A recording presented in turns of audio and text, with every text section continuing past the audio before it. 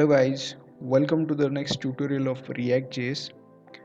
In this tutorial, we are going to see how the file structure of React.js application is made up of and what is the use of each and every file. So once you create the application, this is the folder structure that appears and it is automatically generated. So if you see, this is the name of your application and this is the node modules section. Inside node modules, all of your supporting libraries are present. After that, there is a public folder. Inside public folder, you can find out the static content like some of the icons. So this icon appears here, and then index.html is the file which is the main file, and your complete application is rendered inside your index.html.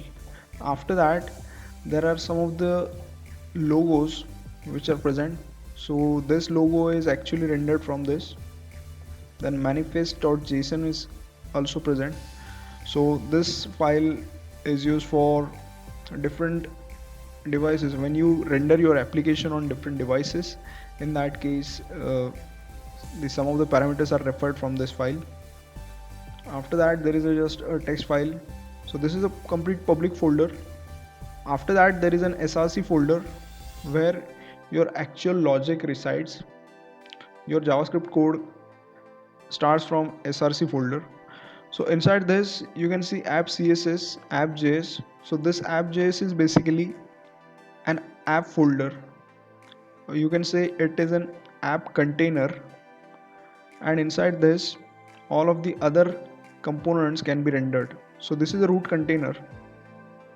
Then app test.js, this is for the testing purpose. There are two frameworks like Jest is there and Enzyme is there. So for that, whatever the scripts are there, automation scripts for testing purpose, so this file is for this works as a support for those tests, right?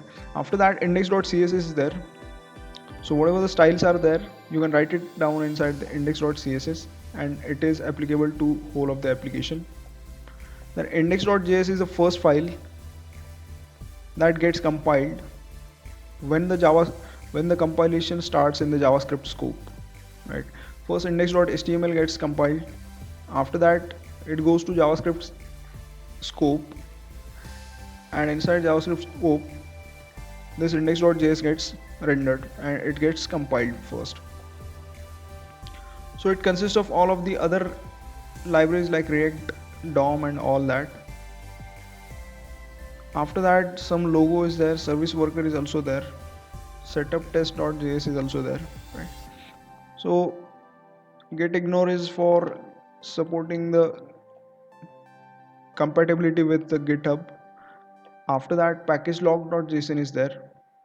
So inside package log, there are some of the versions which are required, like Babel versions are mentioned. So these versions are required for transpilation, or you can say compilation of your JSX into JavaScript.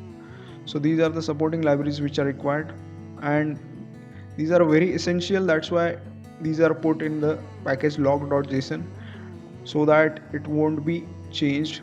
So when you deploy your application, so it refers to the exact libraries, exact version number. So package.json is also there. It has the name of your application and version, and whatever the dependencies you have installed, the name of all those dependencies, right? So it has some of the script commands also mentioned, right? So likewise, this is the complete folder structure of React application. Hope you got it.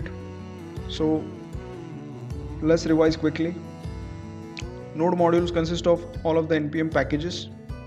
Then public folder consists of all of the static files. After that, src consists of all of the dynamic files. Those are like JavaScript files.